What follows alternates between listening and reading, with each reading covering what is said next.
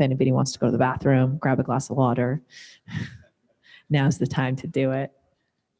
Thank you. All set? Okay. We've got it.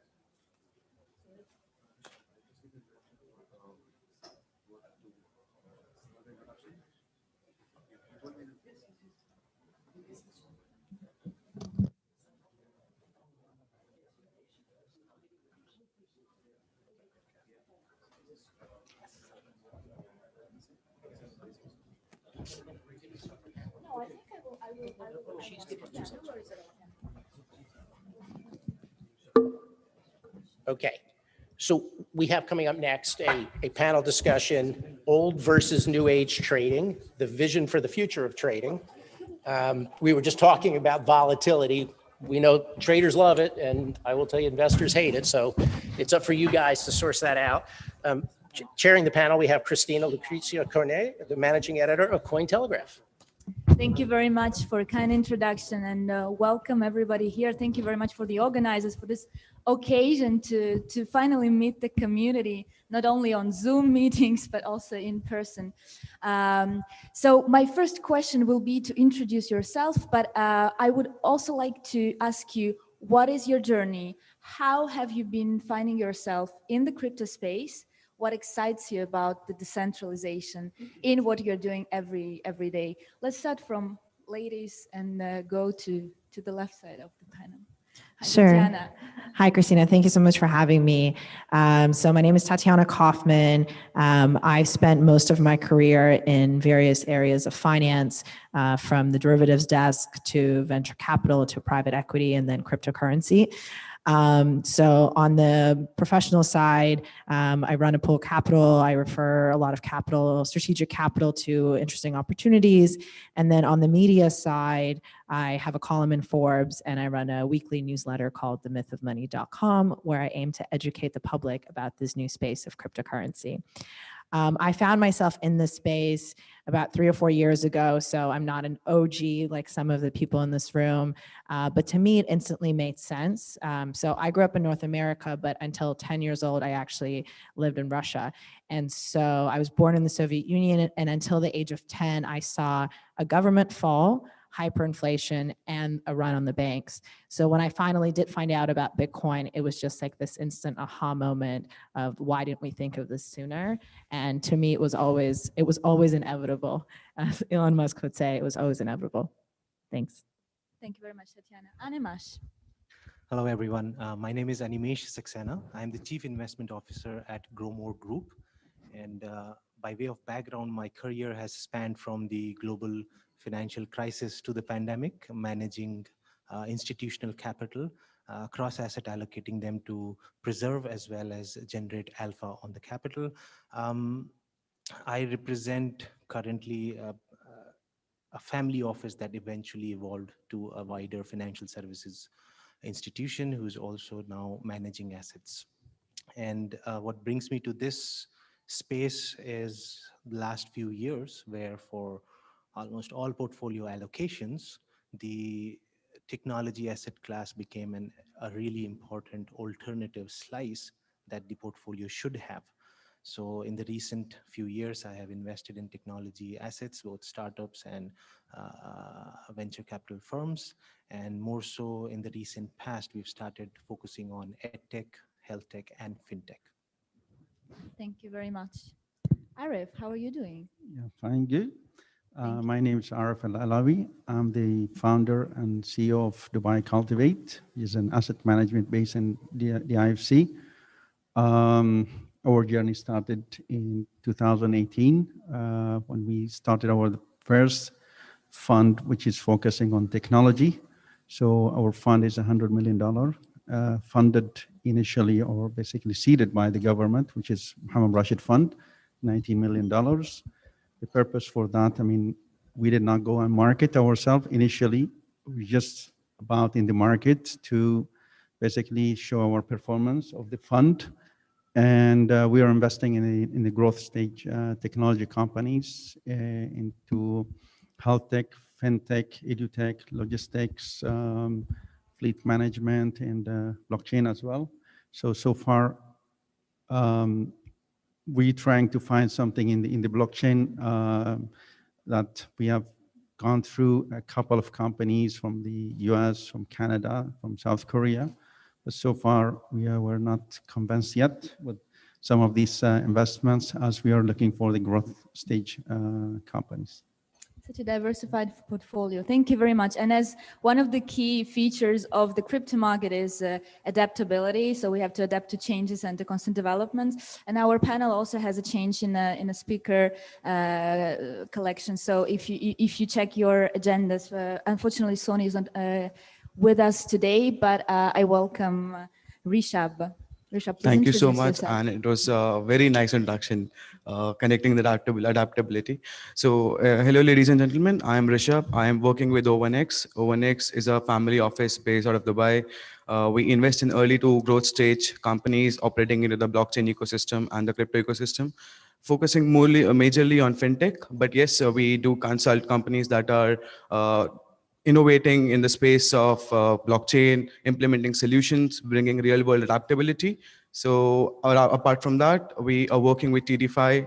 TDeFi is an acceleration program that invests and accelerate DeFi ventures and NFT ventures, helping them in all possible ways to scale their business, provide them the right mentors, the right business ecosystem. And yeah, so that's a little brief introduction about myself. Thank you for having me here. Thank you very much. Well, our panel is called the Old versus New Trading Age. I think that we are living in a mixture of old and new, and everything is changing constantly. So my question to you, dear panelists, will be, how do you feel the behavior of the traders and investors changing during this incredible, crazy time? So we have at one side a COVID pandemic crisis, at the other side we have the bull market. How does it influence the investment sentiment as well as the traders' behavior? I think we are, like you said, in unprecedented times. So because of the COVID pandemic, we had about $7.5 trillion enter the economy between fiscal and monetary policy, and that's just the American economy. That's not counting what's happened worldwide. We're about to see another almost $2 trillion stimulus come in. And so all of the things that we may have learned in business school in our economics class essentially went out the window. What is an efficient market hypothesis when, we can just pump stocks using Twitter? And so it's been really interesting to see people really trading and making good amount of money on Trump's tweets, on Dave Portnoy's tweets. If anybody follows him, stonks go up. Most recently, we saw the Wall Street bet saga, where a group of people got together, and it was interesting. I had logged in maybe on Wednesday when they had started really pumping this, and it was about 2.5 million people. And within a week's time, 8 million people were actively participating in this group. And so we're really seeing a shift of, do we invest in fundamentals? Do we invest on technical analysis? Or do we just invest on news and what people are tweeting and what people are memeing today? So I don't know how it's going to play out, and I don't know if it's sustainable. That's a very interesting thought. Is there anyone here who doesn't have a Twitter account? Oh, wonderful. Well, you can open up now. We'll wait.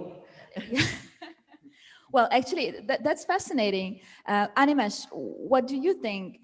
Do all investors follow tweets? Well, social media has made a paradigm shift in the way information is passed on. So it has led to a democratization of information. First was the digitalization, and then through social media, there was massive amount of information which was being processed by different traders and investment managers all across the globe. However, I feel, and I'll give a perspective of a family office or an asset manager in this region, the approach continues to be traditional when it comes to fundamental or technical decision-making around the portfolio allocations.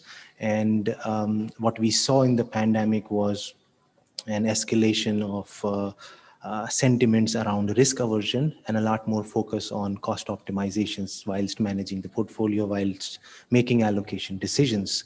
And And then subsequent to the initial lockdowns, when we saw that the capital markets were reacting slightly differently than we would have expected, then again, the approach was more towards preserving the capital, which we have seen at family offices. I think in what the pandemic has done to the approaches of trading or investing is that it has given us a very fresh perspective of some of the asset classes, some of the tools such as leverage. Lots and lots of investment managers bled significantly because their bond portfolios were significantly leveraged in February and March. So there has been an unprecedented learning curve around a crisis of this nature. And I think it will continue going forward as well.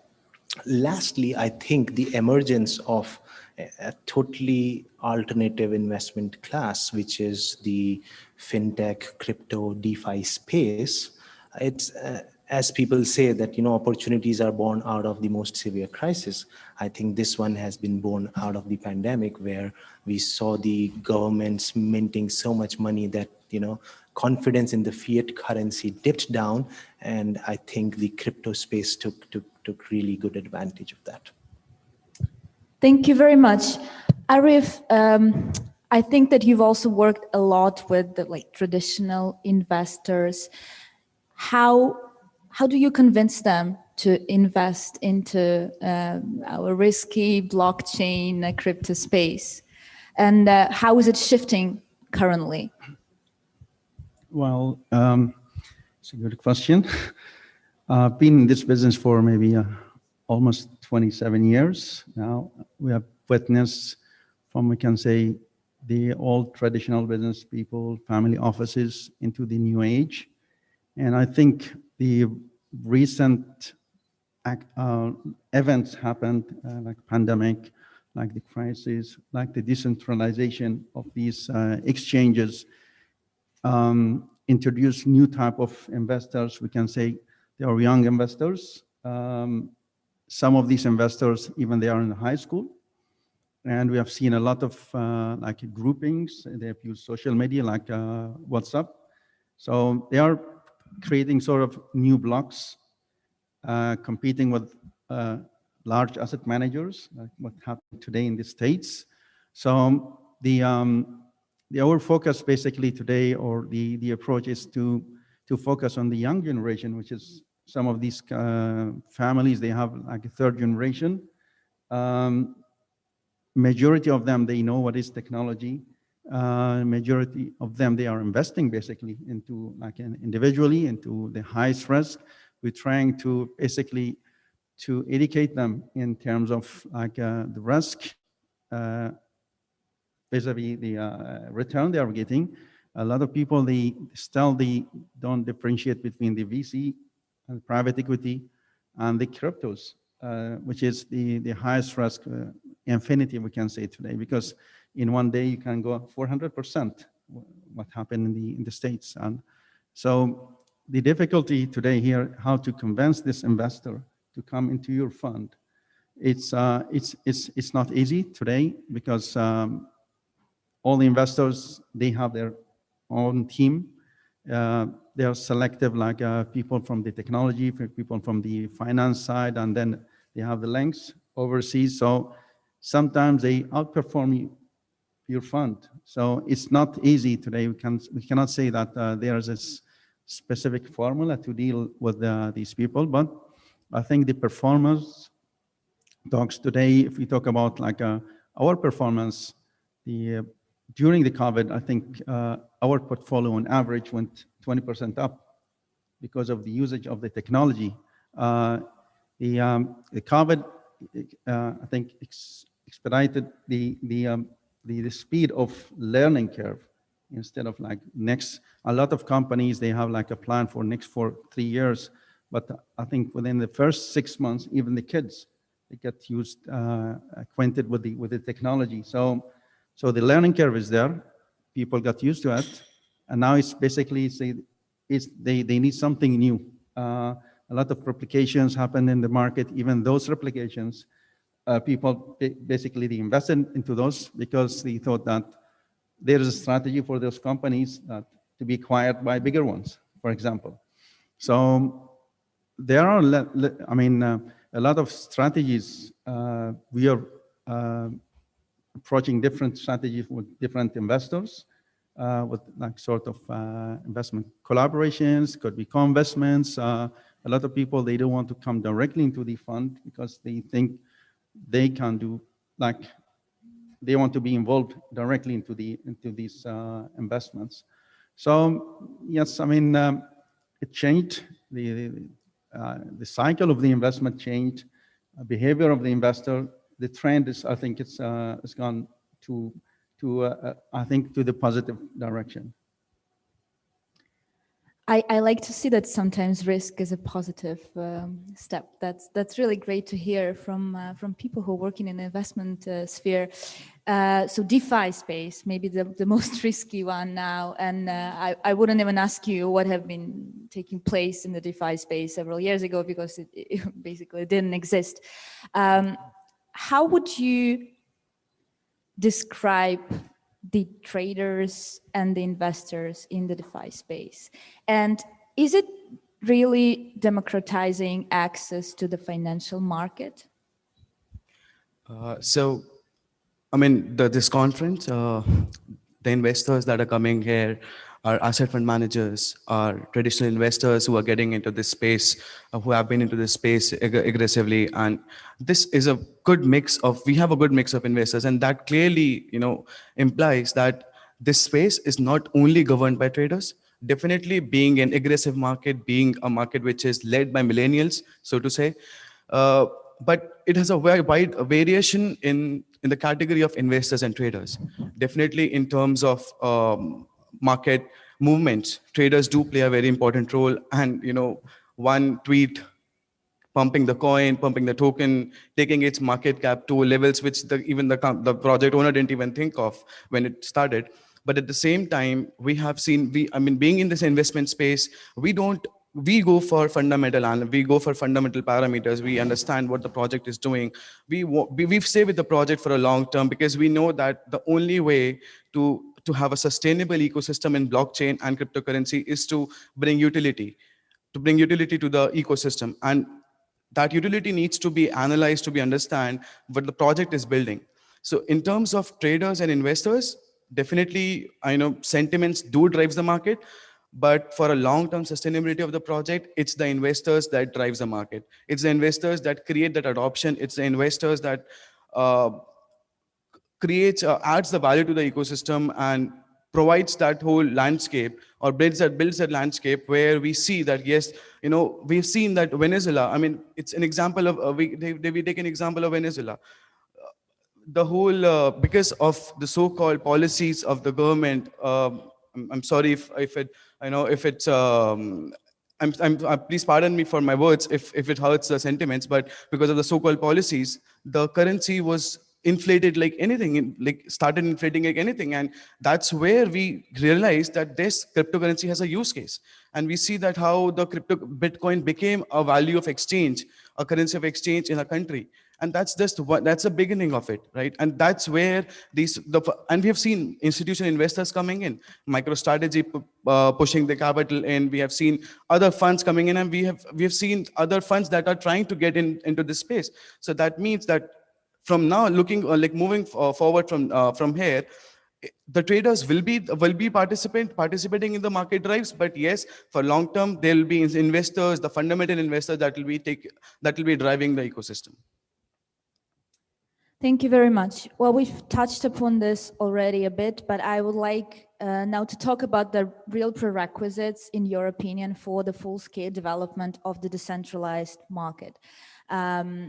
And I want you to focus on different topics. If you think about technological issues, regulatory issues, social issues. So what should happen? What should keep happening in order to develop the crypto markets more and to develop the community that is investing into the crypto and blockchain space? Tatiana, what are your thoughts? Sure. So I think investing and trading is more psychology than a science, anything else. If anyone's read Morgan Housel's book, Psychology of Money, that came out in the last year, it's excellent, highly recommend it. I think investing and development of these new decentralized schemes is much more about telling a story and getting people to believe in it, right? And so once upon a time, the US told a really great story of being the world's superpower and being a benevolent superpower. And over the last few decades, they chipped away at that story bit by bit, right? And in the last year, they chipped away at that story quite a bit by, exorbitant stimulus, having an erratic president, all of these things, right? And so now there's this narrative of hyperinflation floating around. And are we really going to see hyperinflation of the dollar? It's probably going to take at least 10 years. Like if we're going to be real here, it's not going to be the Venezuelan peso, right? So I have my friends sitting on Twitter and listening to all of these hyperinflation narratives and saying, oh my God, what should I do with my dollars, right? And I think it's an over-exaggeration. It's going to take time. Yes, you should hedge your portfolio into Bitcoin. Yes, you should hedge your portfolio into real estate, but all of these things take time. And when we're looking at the DeFi narrative, I think that there's a really great story that's forming there, right? And even in the last week, we saw what happened with Robinhood, right? So Uniswap could never stop trading like that, but Robinhood can. Robinhood can limit the amount of shares that you buy. Robinhood could limit the amount of Bitcoin you could buy on their platform, right? So all of a sudden, this narrative is forming. There's another narrative that's less talked about today, but that was a lot more relevant 10 years ago, and that's in the 2008 financial crisis when we had the MBS and the mortgage-backed securities. If you look at what actually caused the financial crisis, it was a disaster of paperwork. Right? Somebody files a mortgage, they sign a paper, then a loan person signs it, then they give it to a bank, then they package them into a bond, and there's a credit rating agency. And somewhere along the line, you've had 10 piles of paperwork that tied to one tiny little mortgage somewhere in Arkansas, and nobody saw that person actually defaulted on their loan because there was so much paperwork, right? And so DeFi and blockchain just solves for all of that, right? So you can have fluid collateralized loans, you can have fluid collateralized mortgages, and that's a really great story saying, hey, how about we have a financial system where another financial crisis like we had in 2008 doesn't happen? And if enough people buy in, that's all the social push that you need for this to take over. So that's my take. I like very much this idea of the power of a story. I highly recommend a TEDx speech of an African writer about this, very inspiring. And I think it's not by chance that for some pitching sessions, projects invite actors to present their stories because, yeah, this is the power. Okay, wonderful take. What are other ideas of the prerequisites for the development of the market? Can I? Sure. Thank you, Arif. Continuation of this point. I think if you look into the crypto business itself, it's not about the regulations today, because 10 years ago, we had only maybe very few countries, basically you can find the trading there. It's happening. Today, most of the countries in the world, they have trading platforms, the cryptos.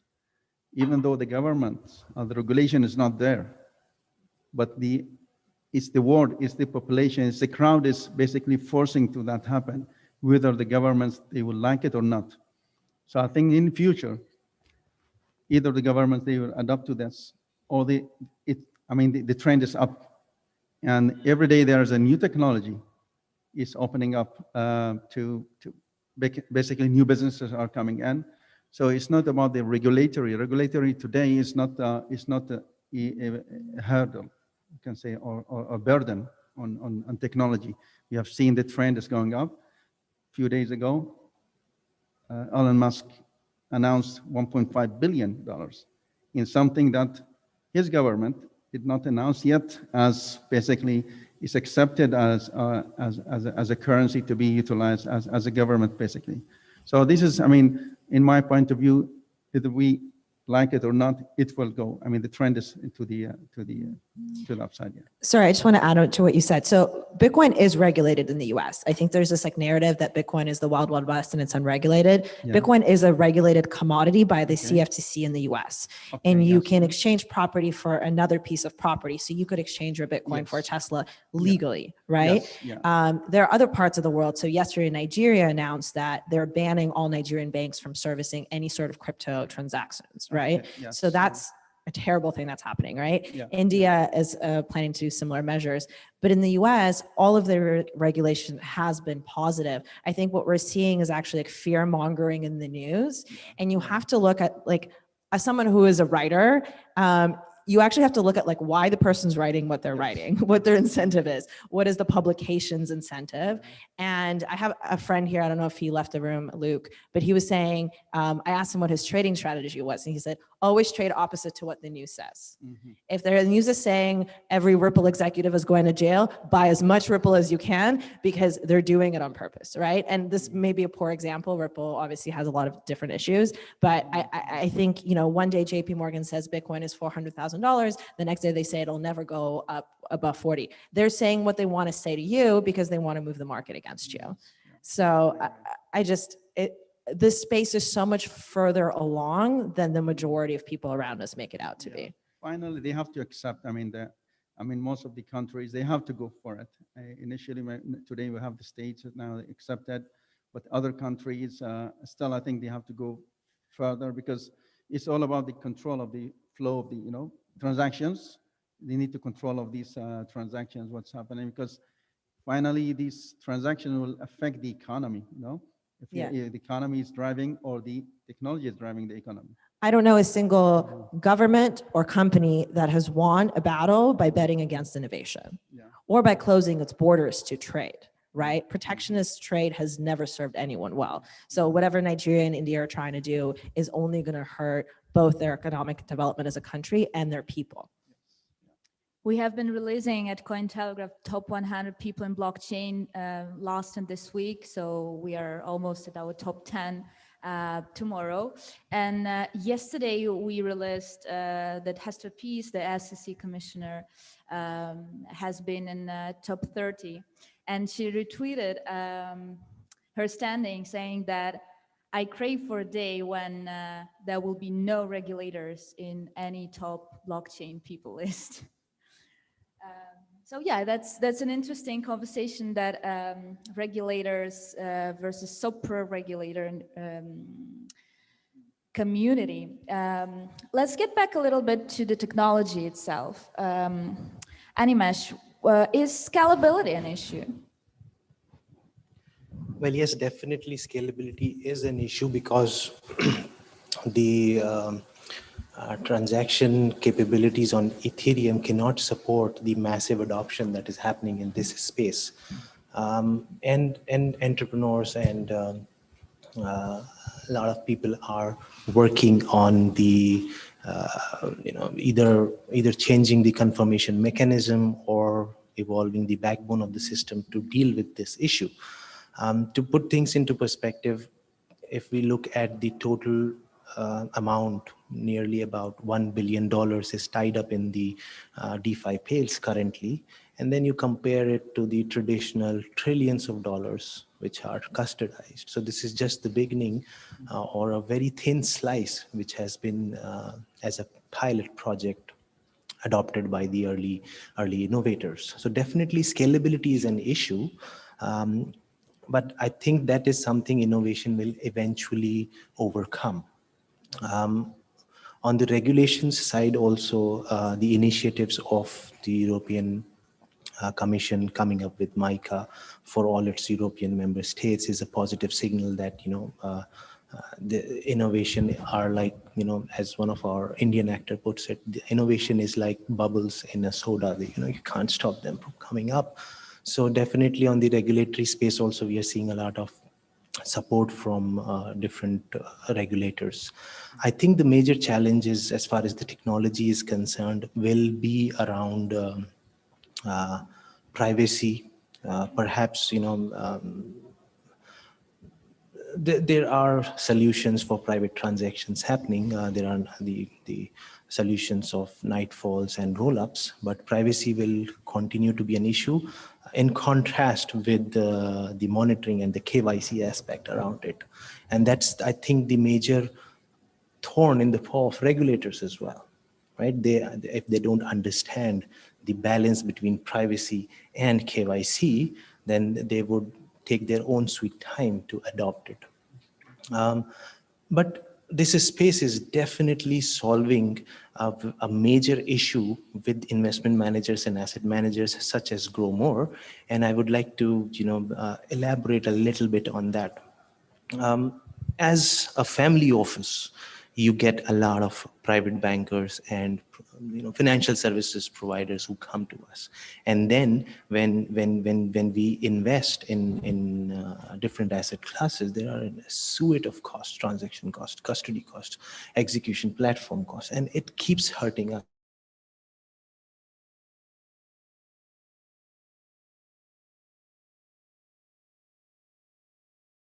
This space is solving. Another thing is, as an asset manager now, you are building these products, whether these are UCITS or ICAVs or RIF structures in Luxembourg, Ireland, or whichever jurisdiction you're building it, it takes massive amount of time and legal costs to set these structures in place. Even if you have umbrella structures with master feeders, you can add on feeders, it will take a lot of time. Now, this space is providing a sort of a legalization where you can securitize and collateralize traditional asset classes and bring on these financial products in a much more agile manner. And I think that's the potential of this space, not just on the lending side where we have got a lot of traction. And we are seeing a lot of players coming up. Coinbase Custody is an example. It's the first I think organization in the US to get a bank status. That's an amazing news that you can custodize digital assets in a manner similar to what Saracen or Julius Baer does.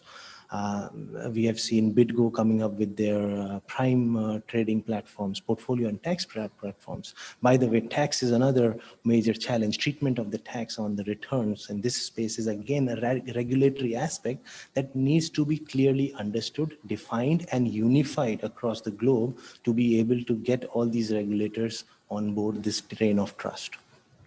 So these are some of the challenges which we feel exist, but I would like to give one more small example. A wheel was invented thousands of years ago, but it took around 3,000 years to build a chariot out of it. And it was because the metal age lied in between, where humans invented metals, which led to the adoption of the carpentry skill set, which led to the innovation of an axle. And then voila, you get the wheel on board and here comes a chariot. I think the same will happen in this space as well. Well, I hope not for 3,000 years. Yeah. And I think the power of the development and the speed of the development is education. I would like to highlight the importance of education. And my question to you, Rishabh, would be actually about the access to the DeFi space, because in my opinion now it still lacks, in order to have access to the space, you need to be a part of the development community. So what needs to be made in order to involve more people into the DeFi space? I think that's a very good question and the answer to a lot of a question that is raised by a lot of investors. Any investor, when is talking to a project, the first question they ask is, how many users do you have on your platform? And the answer from most of these DeFi protocols present today is few hundreds or few thousands. And with these number of users, the TVL, the total value logged in DeFi space, has crossed billions of dollars. But the question remains the same. How do you bring adoption? What is the reason that people, a common man is not able to use the decentralized lending and borrowing services, which is actually the solution? I mean, I was talking to Rim today in the morning about DeFi, and she was saying, while she was working with HSBC, she was saying that, it's there is so much amount of work which is required for any loan to go through. And here comes DeFi. Few seconds, few clicks, and you get the loan in your wallet, and you can use that money. But as we all know that blockchain is all about technology, but have we made the technology easy to access for the retail person?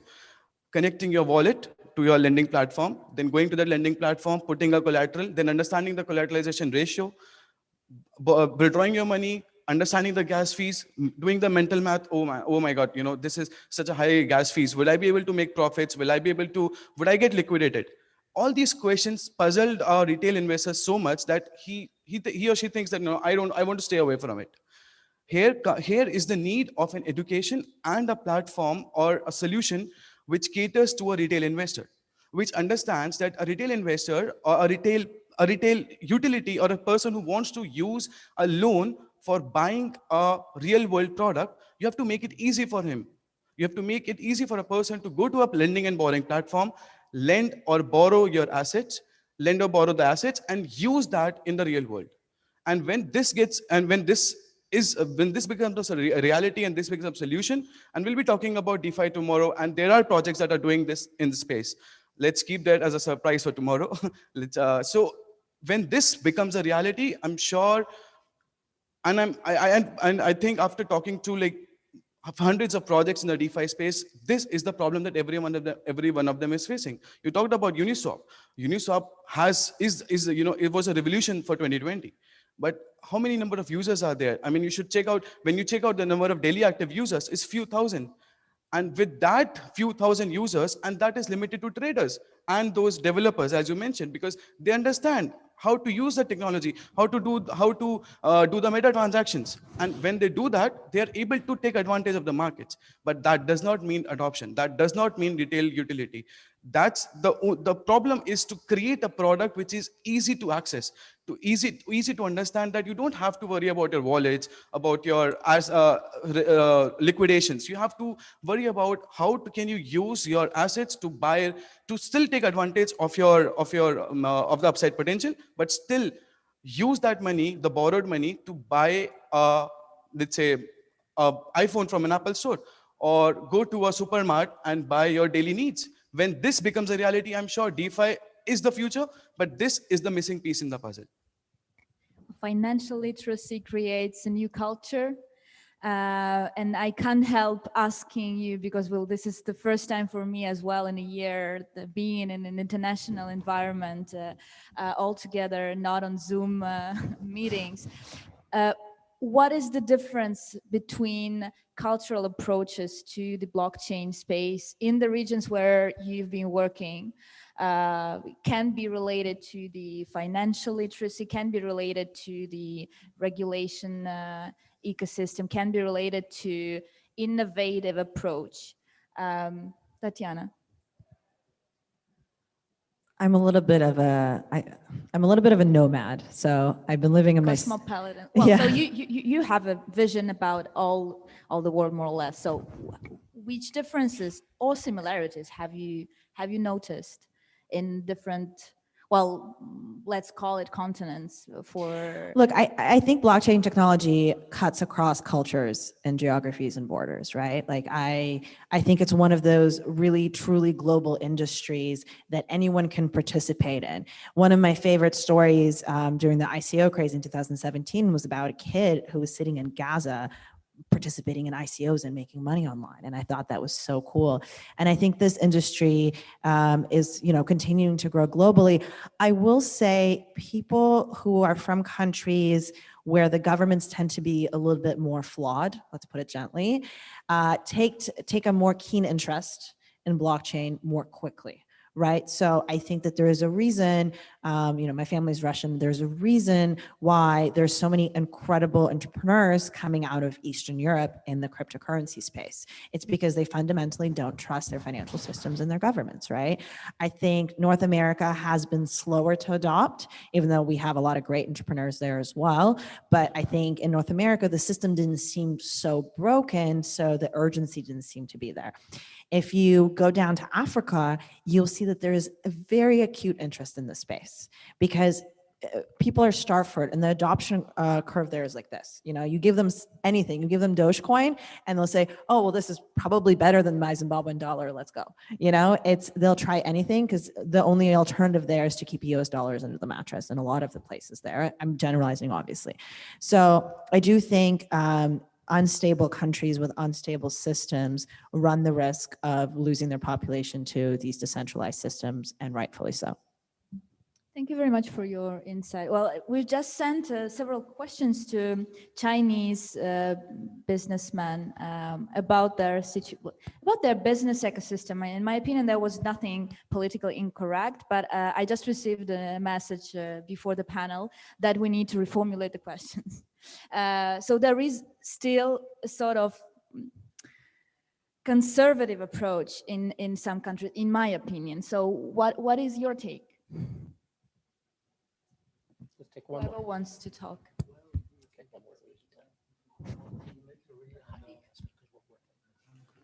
Are we running out of time here? Yeah, well, we've got time We for have one 5 more. minutes for sure, so please. We're running so late, but yeah. let's The take another. floor is yours. Well, it's a difficult question, and I'll try to be as diplomatic as possible. But as I mentioned before in my example of a wheel, it's an ecosystem that needs to develop around anything which is going to massively disrupt a space.